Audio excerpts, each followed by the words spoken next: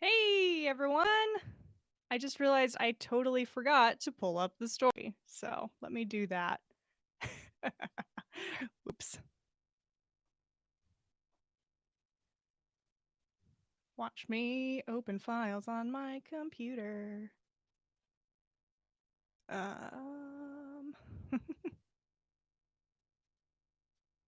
no, no.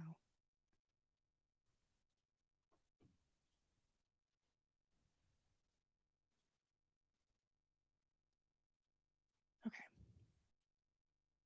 Got the story open. Hello, everyone. It's good to see y'all.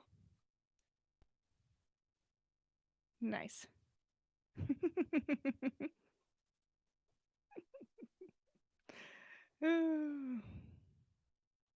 Yeah, cool. Yeah, we got kind of a long story today. I'm excited to get into it.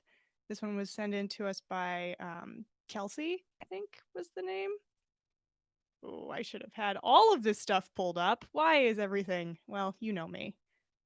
I'm a disaster, a walking disaster.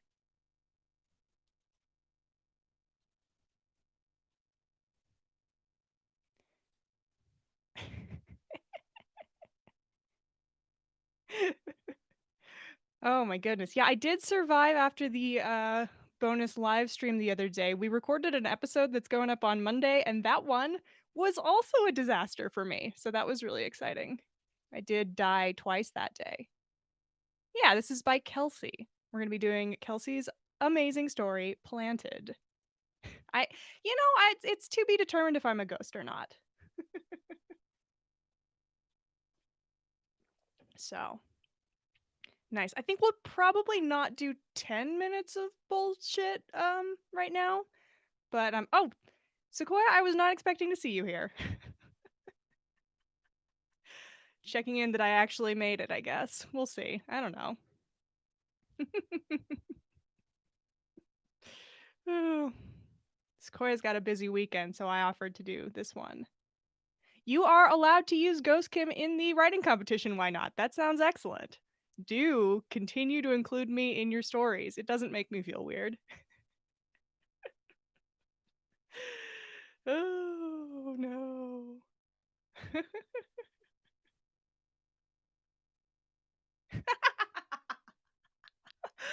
Look, you're welcome to write more crack featuring me. All right, we've got like 35, 30 something people here. I think we can probably get started. So let's do that. Thank you so much to Kelsey for sending this in to us. This is a really, really cute story that Sequoia is letting me read for some reason. You know, I can read cute stuff too. So let's do this thing. It's called Planted. I hope Kelsey's here. She said she would try to show up. I'm not seeing her though. Well, Kelsey, thank you so much. The moon was beginning to set by the time a small pop broke the silence of the night. Staggering slightly, the newly visible figure put a hand to his head and groaned aloud. Oh, Kelsey is here. Awesome. Yeah! Thank Kelsey for this great story.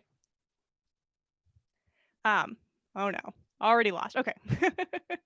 Staggering slightly, the newly visible figure put a hand to his head and groaned aloud. I will never try to outdrink Seamus ever again.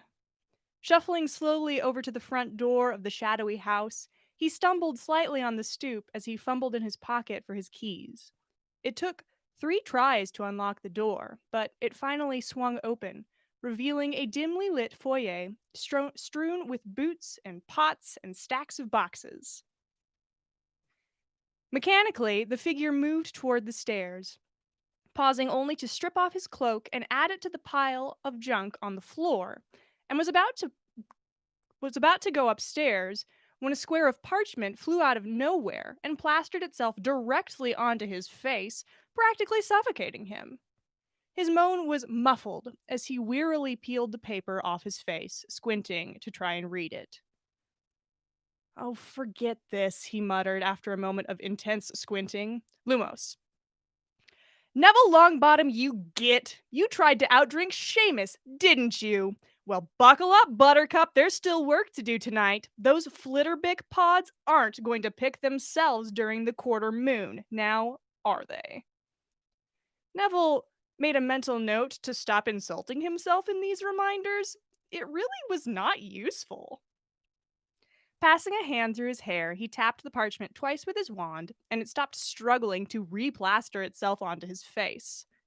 Backing away from the stairs with a longing look, he proceeded to weave his way through the house and into his office at the back. Rummaging around in one of the many cabinets, his hand found the small jar he was looking for and automatically tipped a few drops into his mouth. A cleansing sensation flowed over him, and he shook his head experimentally. Ah, yes. Every trace of the fire whiskey induced headache was gone. He stretched, suddenly ready to keep going for a little while. Bless Murgo weed and mandrake leaves and the hangover curing elixir they combined to create. A meow got his attention, and he smiled down at the large orange Kneasel who had practically materialized at his feet. Ah, Reg, did I miss anything tonight?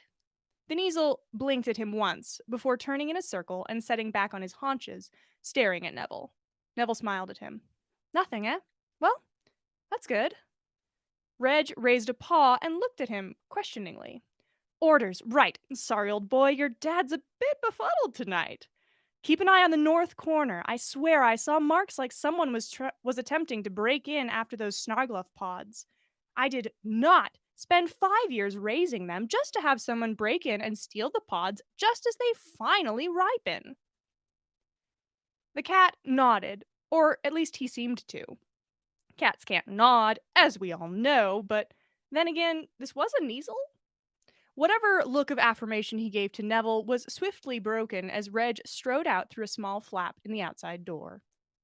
Neville followed, through the human sized door, of course, and breathed deeply as he entered the mild, humid air inside. The last of the moonlight flittered through a glass dome where it mingled with jars of blue fire to illuminate rows upon rows of plants, high and low, of every possible size and shape imaginable. His footsteps crunched softly on the gravel lined walkways as he made his way through the maze. Here and there, lines of shimmering mist separated a group of plants from their fellows. Absent mindedly, Neville stuck a hand into one of the divided areas and nodded at the cooler air he felt there. Professor Sprout had gone absolutely wild when she'd seen the spell he and Hermione had devised. They immediately found themselves at Hogwarts teaching her to duplicate the spell in the greenhouses there. Neville smiled fondly, thinking of the elderly lady. Pomona had already informed him that when she retired, he would be taking her place. Not asked, informed. And by the look on Professor, Headmistress McGonagall's face, she'd done the same to her. But Pomona was years away from retiring, so Neville had found something else to do in the meantime. That something else was displayed in this network of greenhouses.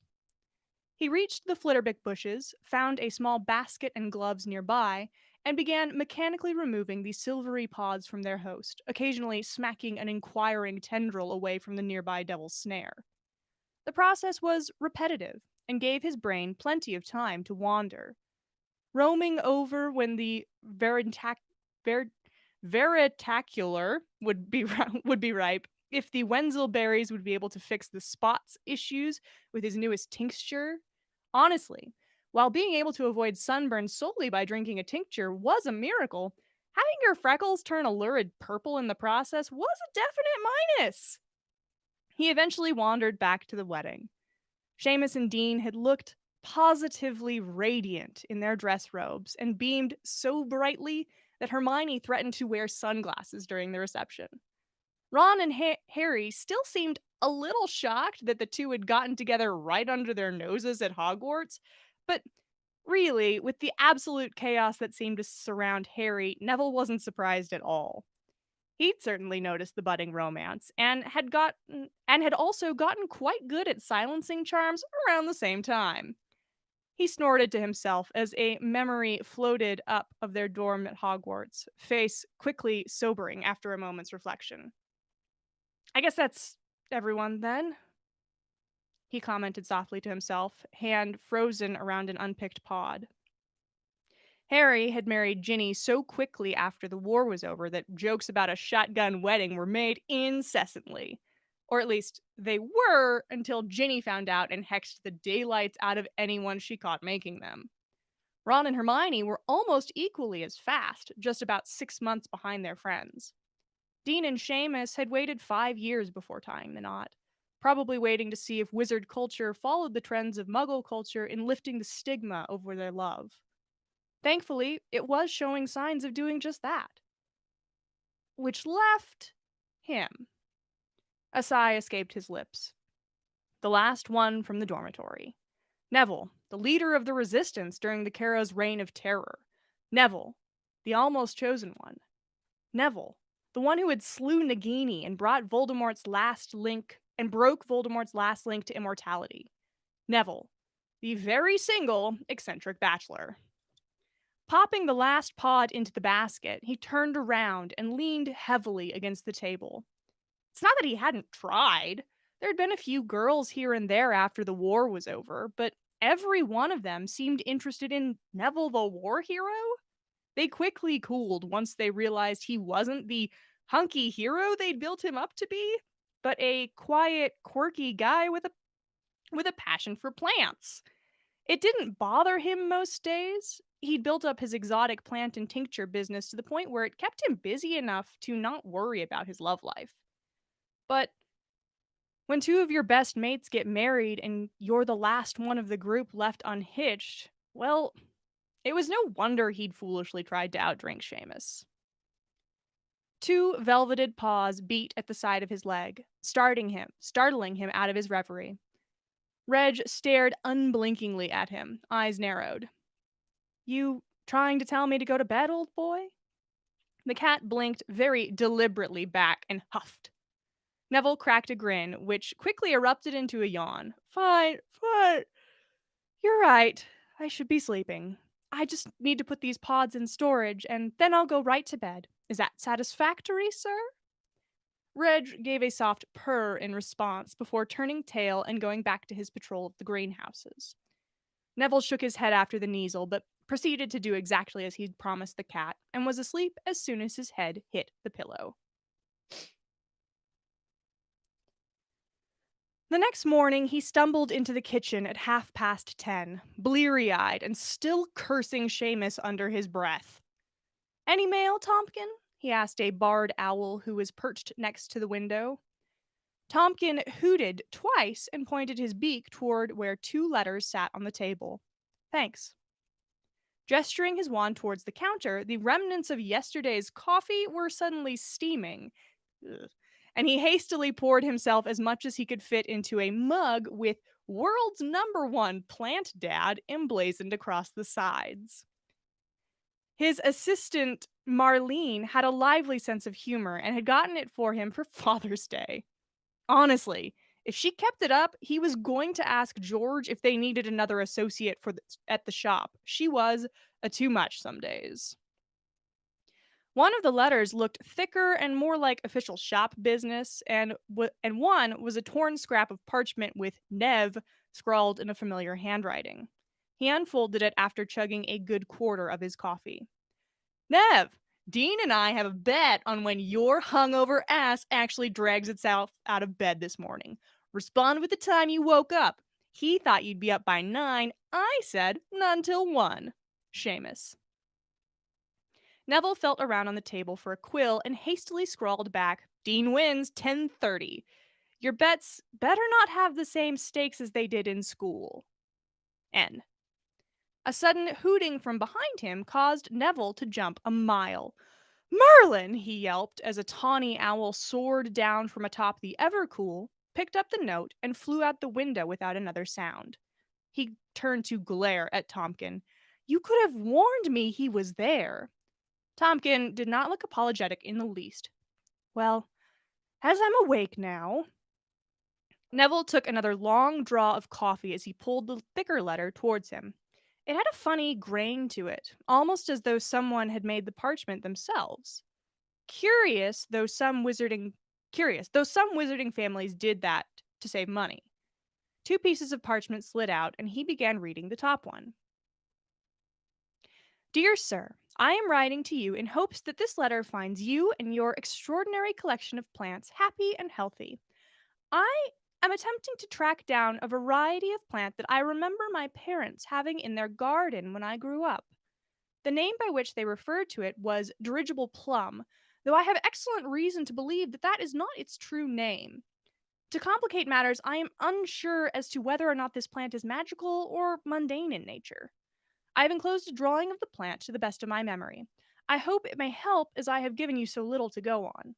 If you determine that this plant is mundane in nature, would you be kind enough to pass on any contacts you have in the muggle world for mundane plant enthusiasts? I will, of course, compensate you for your time. Please let me know what I owe you, regardless of whether or not you can dig up the identity of their dirigible plum. Yours sincerely, L. Dorophilius. Neville reread the letter several times, smiling each time at dirigible plums. It sounded exactly like something Luna would have said in their school days. Wonder whatever happened to her, he muttered, before pulling out the second piece of parchment. He gasped quietly. Where he had been expecting a sketch from which no botanical information could be drawn, here instead was a gorgeous rendering of a deep green plant with spiky leaves and remembrall sized fruit of a most beautiful purple.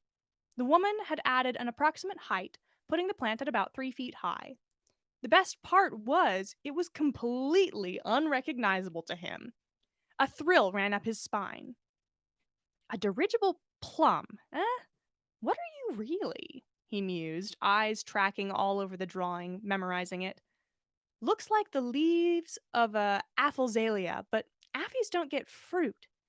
Now the fruit looks similar to a Darzenbecki, but the plant's height is all wrong. Could it be a crossbreed? The coffee was abandoned on the table as Neville meandered automatically towards his office and the tomes of botanical books he kept there. Tompkin watched him go before putting his head under his wing. He wouldn't see that boy for hours.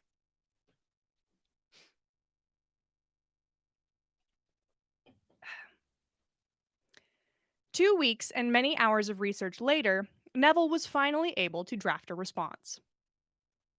Dear Ms. Dorophilius, my sincerest apologies for the lateness of this reply. Your letter presented a challenge that proved quite difficult to untangle. Nevertheless, I believe I have an answer to your query. The dirigible plum you refer to is actually an ancient crossbreed of the mundane plant Astragalus crassicarpus, or ground plum, and the magical plant Denaldian drigberry, or Donald's berry. This is a little rude, what you're making me read out loud, but I do love you. It seems that the plant possessed a subtle magic of enhancing memories, not by any extraordinary degree, but if someone were to eat it on a special occasion, their memories of that day would stay clear for many years to come. Unfortunately, this crossbreed seems to have fallen out of favor in the past century, and I was unable to track down any specimens still in cultivation. It may be that there are some hidden in the nooks of a witch's garden somewhere, but for all intents and purposes, they appear to be extinct. I confess to be terribly interested in resurrecting this crossbreed for my own purposes. I specialize in tinctures, and I believe the dirigible plum shows great promise in that area. If I successfully breed one, I will of course send you a specimen for your collection. There is no need for compensation. You sent me a most delightful challenge. If I may, I would like to keep your beautiful illustration. I've rarely seen a sketch so accurate outside of textbooks. Sincerely, N.L. He hastily turned the L into a W and finished up with Woodbridge. 5 years of practice, and Neville had still almost written his true last name. Not that he was ashamed of it, the opposite, really. But he wanted his shop to flourish under its own power, not that of his fame. Plus, it kept the droves of curious witches and wizards away. He gave the letter to Tompkin, reverently hung the drawing up on his wall, and went back to his plants, thinking that until he managed to produce a crossbreed, that was the end of this little adventure. Obviously, he was wrong. A passage of time. Neville! Neville! Neville! Neville jumped a mile as Ginny's voice finally broke through his concentration. Did you forget that you offered to watch James today? Her accusatory tone was laced with amusement. Uh, he hastily looked at the calendar. Not forgot as much as lost track of what day it is? He grinned sheepishly at her, eyes trying to focus. Where? He trailed off, looking for the boy. He's trying to find Reg with Harry. I wish them the best of luck with that endeavor, he chuckled. What are you working on, Nev? This place looks like a cross between a war zone and Hermione's table at the library before OWLs. She leaned over to get a better glance at the books. A project, actually. I've been corresponding with a woman who keeps asking about these plants she remembers from her father's garden with unusual names. Plants she can't find heads or tails of in the magical or muggle world. I've been helping her track down what they are, or what I surmise they are in most cases. Many are crossbreeds between magical and mundane plants that have long since gone out of fashion and are no longer in cultivation. Is that what these drawings are? Ginny asked, peering at the 6 illustrations that now held a proud place on the office wall. Yes. She's quite a keen and observant artist. Those are illustrations of each of the plants she's asked me about. Dirigible plum? Those are those things Luna used to mention. They're real? In a way, or they will be once the crossbreeds I have going in Greenhouse F begin growing. Say, Jin, whatever happened to Luna anyway? She was engaged to that Scamander bloke, but they broke it off for some reason. She was a bit vague about that. She was going back to her old family homestead, got some help building a new little house the last I heard. I haven't written to her in a while. I haven't kept up with her at all.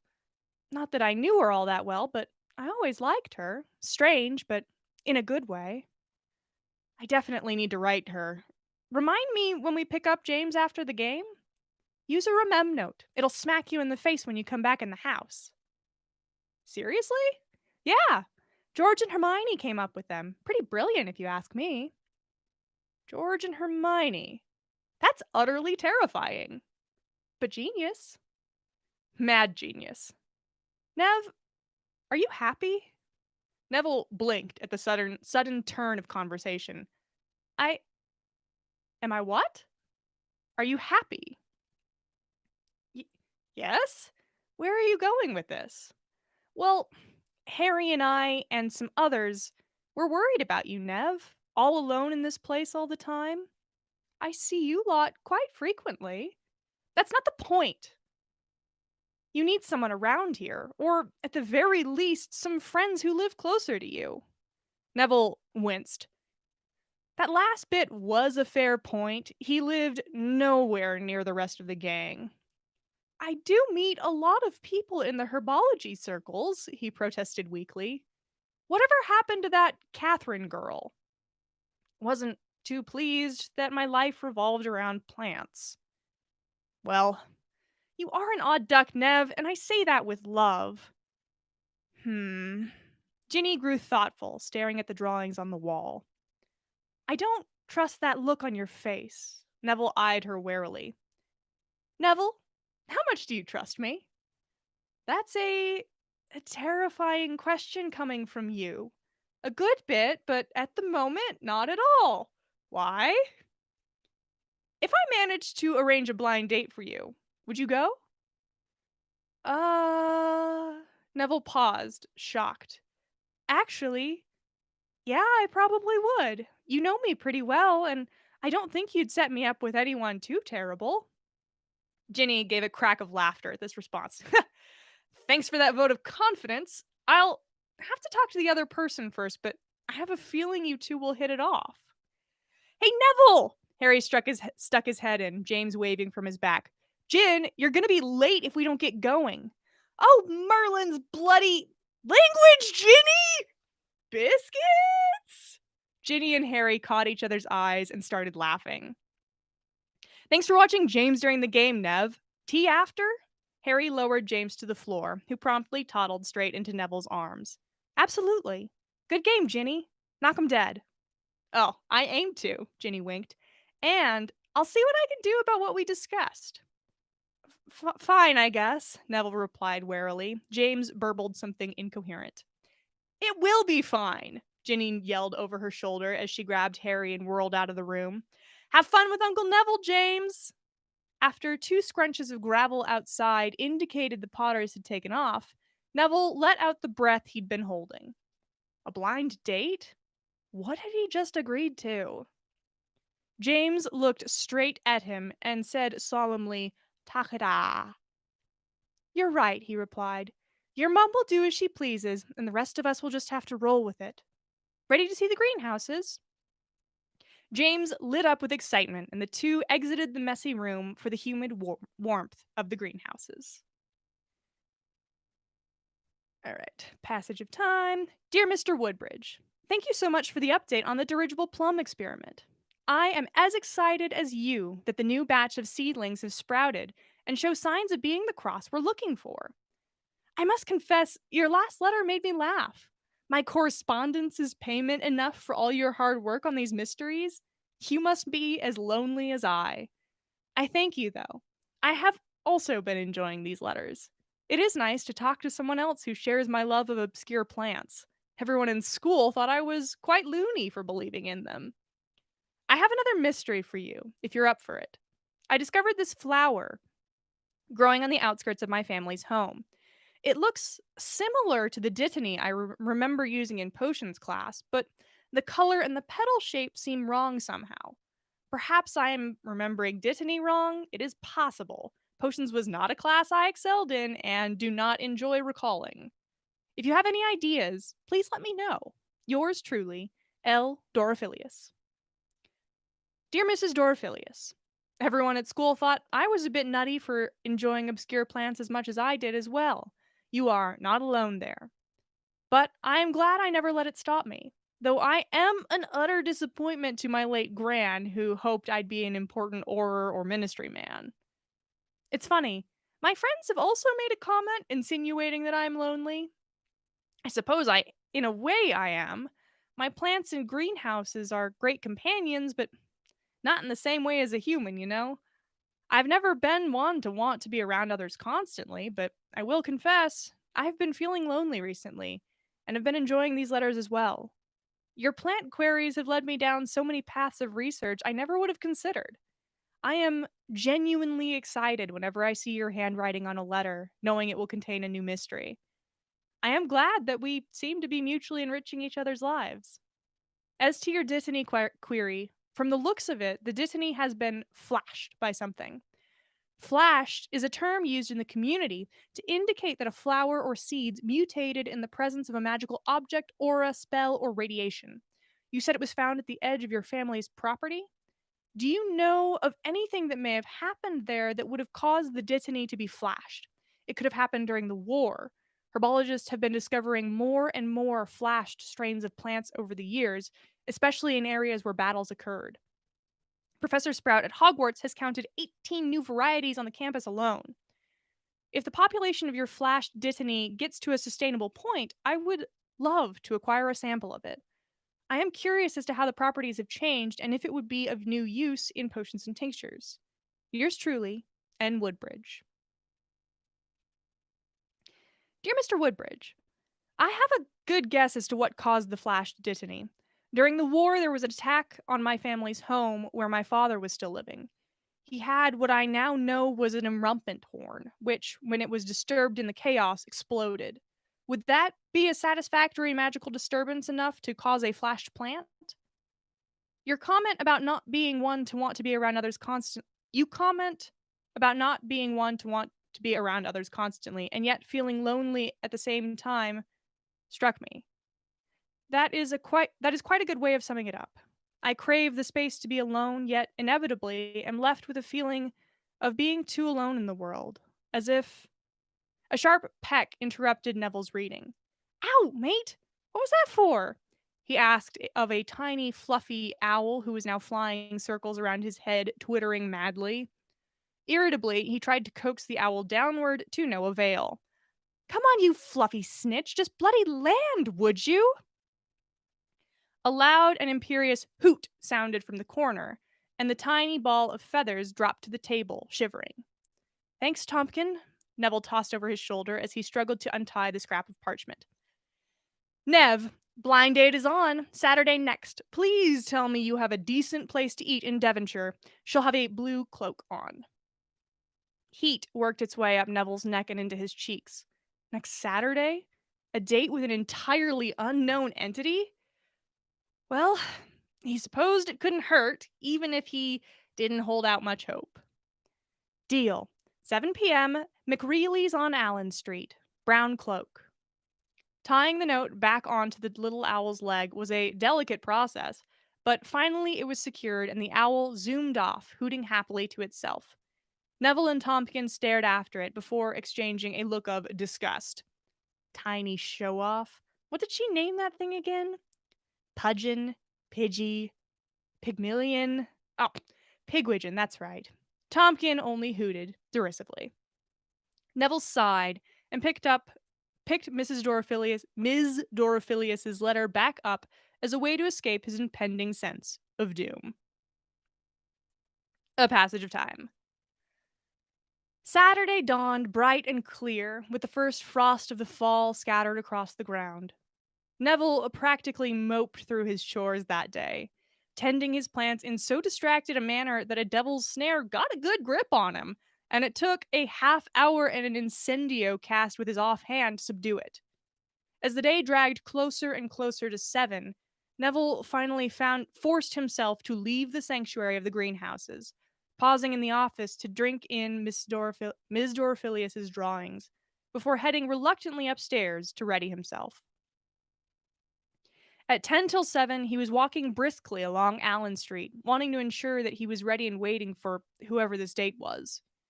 Not that he didn't exactly distrust Ginny, but more than once he wondered if she'd really found someone good or whether this was just a ploy to rid him of his supposed lonely state. Ahead, he spied a young woman in a dark blue cloak lingering near the entrance to McReely's. Something about her seemed familiar. The stature, maybe? Her hair was shockingly blonde. In fact, he'd only seen that shade once before on a girl. Luna? He asked, tentatively, as he drew even with the blue-cloaked girl. She turned around, and surprise flashed across her usually calm features. Neville, this is a surprise. What are you doing here on this fine evening? Luna's voice trailed off slightly as she took in Neville's brown cloak. Looking for you, I believe, he replied with an awkward attempt at a smile. That Ginny, Luna replied with one of her gentle smiles. She means well, at least. What was it that made her set you up with someone? Neville was taken aback for a moment, having forgotten how sweetly blunt Luna could be. He quite liked it. She's worried about me living alone and so far away from the rest of the old crowd, he admitted, subconsciously fiddling with his wand at its holder. You? Much the same reason, I expect, she replied thoughtfully. I'm living on the grounds of my childhood home. The house was lost during the war, but after everything that happened, it still felt like the safest place to settle. It is quite rural, though. Neville searched his mind for a moment. You weren't at Hogwarts during the war, were you? Honestly, I don't choose to remember much from that year, but you were a DA member, and I feel like I would have remembered seeing you around at least. Luna grew unusually solemn for a moment. I was not. I was elsewhere. Luna, Neville asked, deeply concerned about this abrupt change. Excuse me, sir, but your table's ready. A waiter interrupted before Luna could respond. She broke out of her reverie and smiled gently at him. Shall we? She asked. If you would like, I hope you like the place. McReely's is the best food we have in town. I am ready for anything I don't need to cook for myself, Luna laughed. Neville found himself chuckling with her, and together they walked into the warmth of the restaurant. Neither one of them brought the war up again, each unwilling to pursue that dark topic. But as food and drink flowed, their conversation spun through old Hogwarts memories, DA shenanigans, and wondering about old professors. The conversation felt natural, and Neville found himself wishing he'd made more of an effort to spend time with Luna at school. I did love herbology, Luna stated wistfully after he mentioned Professor Sprout. All those different plants with their different needs. And they were alive, unlike all our other classes. There was something nice about working with living things, wouldn't you say? Absolutely. Did I tell you I actually work with plants for a living now? We got so caught up in reminiscing that I forgot to mention it. You do? Luna lit up with interest, and Neville was momentarily arrested by how bright her eyes were when she was excited. Tell me about it. Well, I grow and sell most of the magical plants that are good for potions use, and I've also started a different branch of the business where I've been creating tinctures. Not quite potions, but more herbal remedies? Luna nodded, the movement sending shimmers through her hair. Dad was curious about the same things. Not overly brewed substances. I'm not sure he ever trusted potions all that much, but things that use the natural elements of the plants in their pure form. Sounds like we would have gotten along, Neville replied softly. Almost of its own accord, his hand reached out and gently covered hers in a gesture of sympathy. A sad smile crossed Luna's face as she nodded. You would have. I. Neville stuttered at a complete loss for words. Would you like to see it? The greenhouses, I mean, he amended as she looked at him confused. Oh, yes, Neville, that would be lovely. Are they far? Not at all, as long as you don't mind a short walk to the edge of town. Neville signaled for the check while grinning happily at her enthusiasm. A small price to pay, Luna replied, her smile bright. A short while later, the pair strolled up the driveway of Neville's house, a full moon rising high overhead, glinting brightly off the greenhouses. Neville, it's beautiful, Luna exclaimed. Neville blushed, despite himself. It's not much, but I built this all up from scratch and it's home. He struggled to find the words to convey what this place meant to him. But as Luna squeezed his arm, he realized the point had gotten across despite his stumbling words. Here, we'll go in through the office so you can leave your cloak in there. Won't be much need for it out in the greenhouses. He steered her toward the outside entrances to the office, unwilling to lead her through the utter chaos that was his front hall at the moment. They stepped inside, Neville wincing at the place being far messier than he remembered leaving it. Shucking his cloak onto a peg, he reached his hand out to take Luna's cloak, only to find her staring at the wall, hands frozen on the clasp of her cloak. Luna? He asked, concerned. She'd gone pale as a ghost.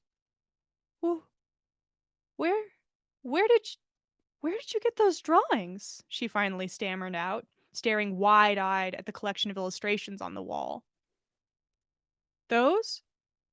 They're from a client. Well, more of a correspondent, really. She's been writing to me for months now, asking what various plants were she remembered from her family's garden or found herself on the property. All started with a query about a dirigible plum? Luna had turned back to him with the strangest mix of joy and confusion lighting her eyes. Yeah, actually. How did you. Mr. Woodbridge? She asked, quirking a smile. Neville stopped dead and just stared at her, heart hammering in his chest. There was no way she knew. He hadn't told her that part yet, so the only logical conclusion was Ms. Dorophilius? He managed to eke out. She gave a tiny, astonished nod. Why didn't you use your real name? They both practically shouted at the exact same time before breaking into astonished laughter. Neville, recovering first, held out his hand for her cloak, which he hung up before collapsing into the desk chair, still chuckling. Luna snagged a spare chair he kept for clients and sat backwards astride it, facing him. She was grinning widely.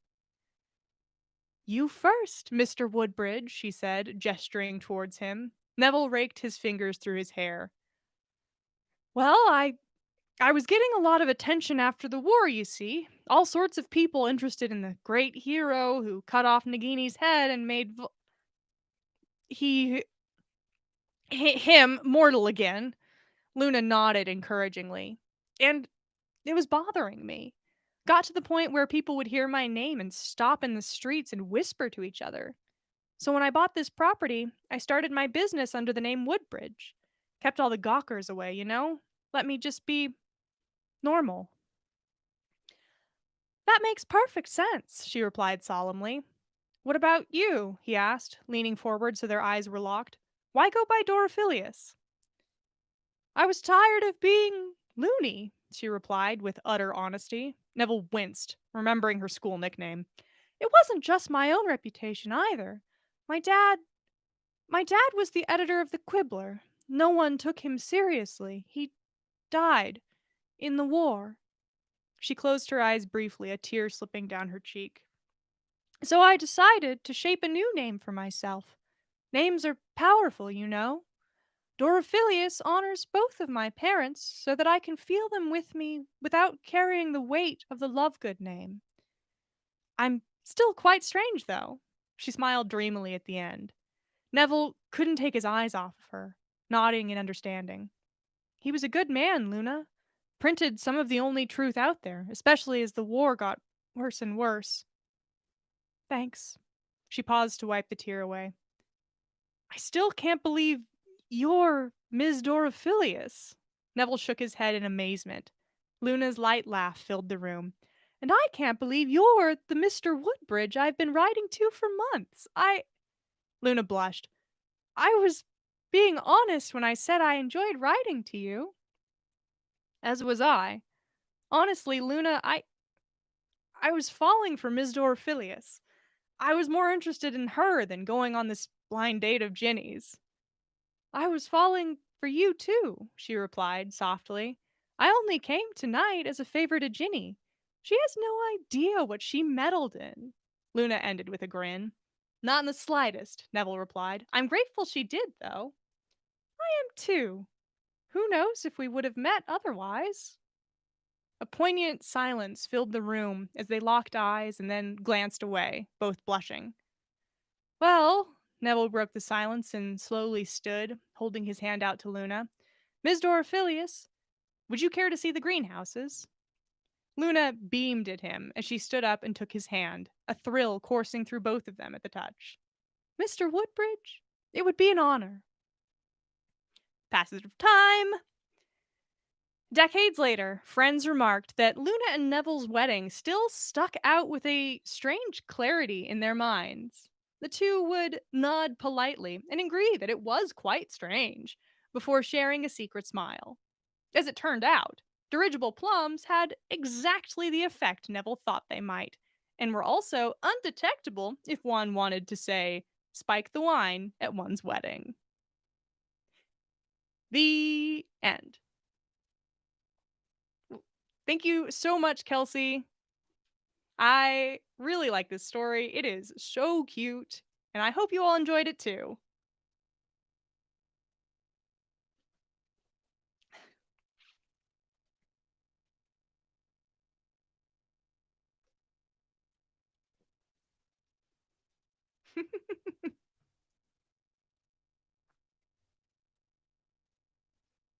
Nice. Nice, nice, nice. Alrighty, everyone. Whew. Yeah, there was no Xeno voice. We all got very lucky because that would have been a fucking disaster. Alrighty. Thank you all for coming. This was really fun. I think Sequoia and I are going to be recording part 2 of our 2-part episode that is dropping tomorrow. So I'm going to head out and get ready for that. Thank you all so much for coming. Bye, everyone.